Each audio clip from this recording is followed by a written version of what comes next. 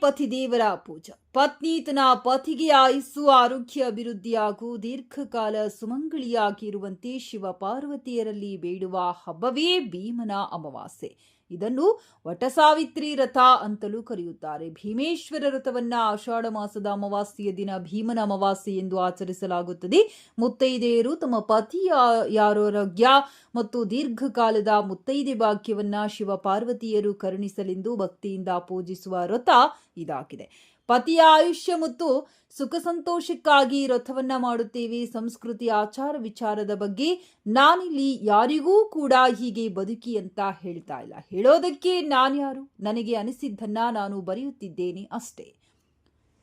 ನಾನು ಈ ಪೂಜಾ ನನ್ನ ಮದುವೆ ಆದಾಗಿನಿಂದಲೂ ಮಾಡ್ತಾ ಇದ್ದೀನಿ.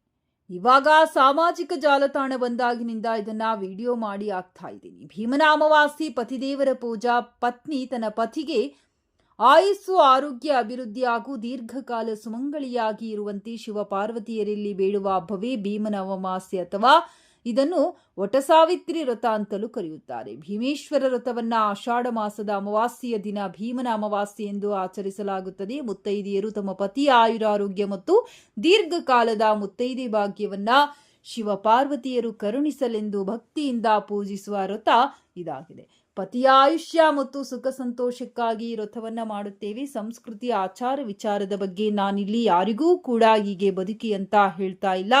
ಹೇಳುವುದಕ್ಕೆ ನಾನ್ಯಾರು?